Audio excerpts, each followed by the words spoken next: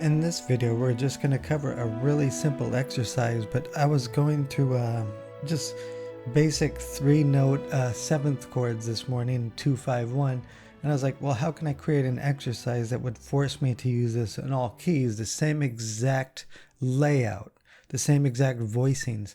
Now, there's two reasons you'd want to do this, is the ability to transcribe something into a different key. If you need to do this right away, this exercises like this are super beneficial. The other thing is that 2-5-1 is very common, and not just as a jazz turnaround. That's a big misconception. It's not always, this is when you say this, people say, okay, you're thinking about the jazz turnaround. No, actually 2-5-1 is a very common thing, all the way dating all the way back to Bach. Let's just actually do something real quick like that. Since I have this chorale memorized, 2-5-1. The last three chords, 2-5-1. We had that half diminished E, A, D, 2-5-1, and the 1 has a Picardy third. Doing something completely different.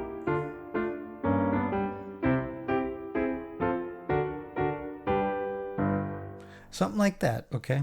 We had two different versions of 2-5-1 there. First we started with this C major, a secondary function fully diminished of 2, 5, 1, 1 augmented, 4, 2 augmented, 5. Now this is using a lot of chromatic harmony. I have a course on this kind of stuff. Media composers, film guys, you want to do all kinds of borrowing, you can still use a 2-5-1 situation.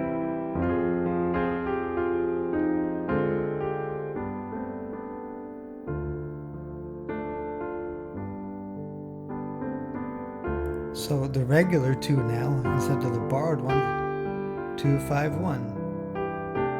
And you could go into Lydian or something. I mean, that's the point, is that 2-5-1 again was used in that situation. We had both the half diminished 2 and the regular 5, and then the normal minor 2 and 5. So the point is that this 2-5-1 is not just the jazz turnaround. It could be used in this kind of modal interchange where you're using all these different scale chords interchange with major if you're doing dramatic music. So 2-5-1 has been around a very long time.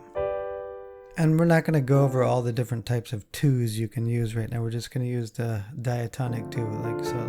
Like something like this would use a different form of a 2. But we're going to go ahead and talk about the exercise now. I just want to make sure people are not thinking I'm referring to jazz in this situation, or the jazz turnaround only. This 2-5-1 is common in so many different styles. It's just simply a move to get back to your 1 chord. If you think of the formula 1-4-7-3-6-2-5-1, okay. So this exercise here is just strictly diatonic, but it forces you to use 3-note chords, 7th chords. And remember, 7th chords don't need a 5th. And none of these have a 5th.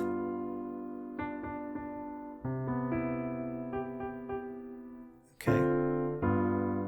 This exercise forces you to use the same exact voicings in all 12 keys. Hence, transcribed. So what we're going to do is say 2 in C, 5 in C, 1. And then if you move the 1 root up a half step, you get a new 2, which would be in B. Following the same procedure, you need an harmonic equivalent. You got a new 2, which would be B flat, 5,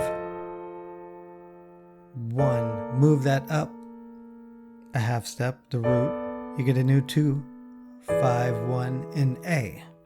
Move that up a half step, you get a new 2, 5, 1 in A flat. Move that up a half step, you get a new 2, 5, 1 in G. Move the root up a half step, you get a new 2, okay, 5, 1 in G flat. Move that up a half step. You see what's happening now? You get a 2, 5, 1 in F. You're going down chromatically, even though you're moving that root up a half step. 2, 5, 1 in E. Move it up chromatically. 2, 5, 1 E flat. Move up chromatically. The root 2, 5, 1 and D. Move that up, the root up chromatically. You get a 2, 5, 1 in D flat. Move that up chromatically. We're at the beginning again. So whenever you're ending on the 1, simply chromatically moving the root up a half step forces you into a new 2. I'm not going to go through the whole thing, so this is the exercise. And you want to do it much slower because you want to also know what key you're in and what 2 it is. So there we go. There's how to memorize a 2, 7, a 5, 7, and a 1 major 7th in all keys with 3 notes. And in each key switch, you have the same exact voicings as you did when you first started out. It's moving those same exact voicings. So what to get out of this is that 2, 5, 1 is not necessarily a jazz turnaround. A 2, 5, 1 can be in many different styles. There's you don't need a 5th when you're dealing with 7th chords. And also the ability to use the same exact voicings, moving the same exact sequence to different keys is very important. And this exercise actually makes it really simple by moving the root of your 1 up a half step. Anything you could do to reinforce your harmonic knowledge in many different ways, whether it's through variations of the same exercises or stuff like this. This is just another way to practice 2, 5, 1 in all keys. Really will help your harmonic vocabulary. As many different ways as you can do something. And thus it unlocks a whole bunch of different compositional doors.